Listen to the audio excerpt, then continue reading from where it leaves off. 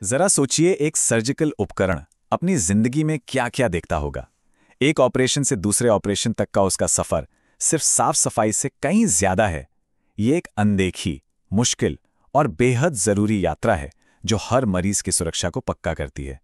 चलिए पता लगाते हैं कि ये सफर आखिर होता कैसा है। तो ये देखिए, एकदम चमचमाते हुए, पूरी तरह से कीटाणु मुक्त और किसी भी सर्जरी के लिए तैयार औजार। पर बड़ा सवाल तो ये है कि इस्तेमाल होने के बाद खून और टिश्यूज से सना एक औजार इस हालत में पहुंचता कैसे? और यही तो असली सवाल है ना? ये कोई मामूली साफ सफाई नहीं है। ये एक कई पड़ावों वाली यात्रा है जो अनदेखे खतरों से भरी है और जिसके हर कदम पर बहुत ज्यादा सटीकता की जरूरत होती है। तो चलिए शुरू करते हैं ये सफर। सबसे पहला पड़ाव, विसंक्रमण। ये प्रोसेस का पहला और शायद सबसे खतरनाक कदम है जो औजार के इस्तेमाल होने के फौरन बाद शुरू हो जाता है। जैसे ही कोई औजार इस्तेमाल होता है, उसे फौरन एक खास कंटेनर में बंद करके बायोहैज़र्ड का लेबल लगा दिया जाता है। ऐसा क्यों? ताकि जो भी इसे छुए, ऑपरेटिंग रूम से लेकर सेंट्रल प्रोसेसिंग डिपार्टमेंट तक हर कोई सुरक्षित रहे। और जरा सोचिए, जो लोग इन औजारों को हाथ लगाते हैं, उनकी अपनी सुरक्षा कितनी जरूरी है। इन्हें छूने से पहले उन्हें ये सब पहनना पड़ता है। पीपीई यानी पर्सनल प्रोटेक्टिव इक्विपमेंट। ये कोई ऑप्शन नहीं बल्कि एक जरूरी नियम है। ये देखिए, ये कोई मामूली ग्लव नहीं है। इसे कहते हैं स्लीव ग्लव, जो पूरी बाह को कवर करता है। इससे आप अंदाजा लगा सकते हैं कि इन दूषित उपकरणों को संभालना कितना जोखिम भरा काम हो सकता है।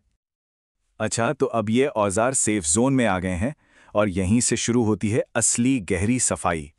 और एक बात गांठ बांध लीजिए, बिना पूरी तरह सफाई के स्टेरिलाइजेशन हो ही नहीं सकता। देखिए, सफाई भी कोई एक स्टेप का काम नहीं है। इसके खुद 3 चरण हैं। सबसे पहले हर औजार को हाथ से ब्रश से रगड़ रगड़ कर साफ किया जाता है। उसके बाद उन्हें एक अल्ट्रासोनिक क्लीनर में डाला जाता है। ये मशीन साउंड वेव से ऐसी जगहों से भी गंदगी निकाल लेती है जहां हाथ या ब्रश पहुंच ही नहीं सकता। और आखिर में इन्हें एक तरह के इंडस्ट्रियल डिशवॉशर में धोया जाता है। यह सब कुछ हवा में नहीं होता। इसके लिए बाकायदा नियम कानून है। ANSI/AMSI ST79 जैसे स्टैंडर्ड्स बताते हैं कि अल्ट्रासोनिक क्लीनिंग कितनी जरूरी है। इसका असली मकसद उन छोटे से छोटे कणों को हटाना है जो हमें अपनी आंखों से दिखते तक नहीं। तो अब जब औजार एकदम साफ हो चुके हैं, तब आता है अगला पड़ाव, इंस्पेक्शन और पैकेजिंग। स्टेरिलाइजेशन से ठीक पहले ये एक तरह का क्वालिटी चेक है। इस स्टेज पर हर एक औजार को बहुत बारीकी से जांचा जाता है, अक्सर एक लाइट वाले मैग्नीफाइंग ग्लास के नीचे। टेक्नीशियन ये देखते हैं कि कहीं कोई गंदगी तो नहीं रह गई या कोई औजार टूटा या खराब तो नहीं है। अब आप सोच रहे होंगे कि इतनी बारीकी क्यों? वो इसलिए क्योंकि अगर टिश्यू का एक छोटा सा ना दिखने वाला कण भी रह गया ना, तो वो स्टरलाइजेशन करने वाले एजेंट को उस जगह तक पहुंचनी ही नहीं देगा। और इसका सीधा मतलब है कि औजार पूरी तरह से कीटाणु मुक्त नहीं होगा, जो अगले मरीज के लिए बहुत बड़ा खतरा बन सकता है। जब कोई औजार इंस्पेक्शन में पास हो जाता है, तब उसे पैक किया जाता है। इसके 2 तरीके हैं। या तो उन्हें ट्रे में सजाकर एक खास नीले रंग के कपड़े में लपेटा जाता है, या फिर हर औजार को अलग अलग पेपर प्लास्टिक के पाउच में सील कर दिया जाता है। ये पैकिंग ही स्टरलाइजेशन के बाद औजारों को सुरक्षित रखती है। और अब हम पहुंचते हैं इस सफर के क्लाइमैक्स पर। वो प्रोसेस जो बचे खुचे सारे माइक्रो ऑर्गेनिजम्स का सफाया कर देता है और औजार को सच में स्टेराइल बनाता है। स्टेरिलाइजेशन के 2 तरीके सबसे कॉमन हैं। एक है स्टीम, जिसे ऑटोक्लेव भी कहते हैं।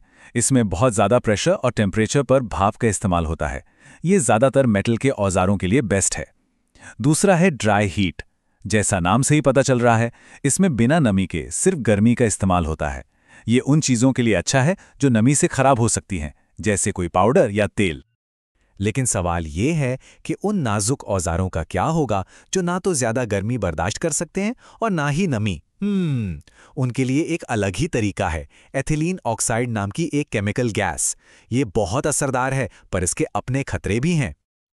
अमेरिका की एनवायरमेंटल प्रोटेक्शन एजेंसी यानी EPA कहती है कि अगर कोई लंबे समय तक एथिलीन ऑक्साइड के संपर्क में रहे तो उसे आंखों, स्किन में जलन से लेकर नर्वस सिस्टम को नुकसान और यहां तक कि कैंसर का खतरा भी बढ़ सकता है। इसलिए जब भी इस गैस का इस्तेमाल होता है तो बहुत ही सख्त सेफ्टी रूल्स फॉलो करने पड़ते हैं। तो क्या स्टेरिलाइजेशन मशीन के बंद होते ही काम खत्म? बिल्कुल नहीं।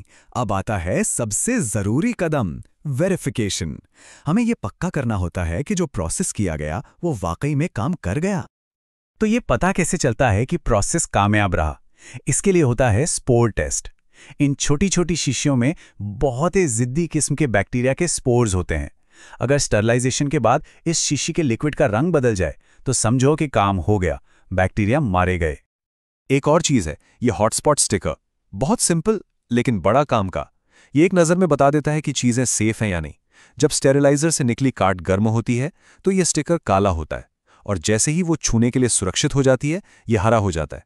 कितना आसान है ना। और आखिर में जब सब कुछ चेक हो जाता है और ठंडा भी हो जाता है, तब इन औजारों को स्टोर किया जाता है। इसके लिए फर्स्ट इन फर्स्ट आउट या फीफो सिस्टम का इस्तेमाल होता है। मतलब जो सामान पहले आया वो पहले इस्तेमाल होगा। इससे ये पक्का हो जाता है कि कोई भी चीज एक्सपायर ना हो। तो अगली बार जब भी कभी कोई सर्जिकल टूल देखें या किसी ऑपरेशन के बारे में सुने तो सिर्फ सर्जन के बारे में मत सोचिएगा, उस औजार की इस अनदेखी यात्रा के बारे में भी सोचिएगा। ये एक ऐसा चक्र है जो पर्दे के पीछे हर रोज हर मरीज की जान बचाने के लिए चलता रहता है। एक ऐसी कहानी जो अक्सर सुनाई नहीं जाती, पर जिंदगियां इसी पर टिकी होती हैं।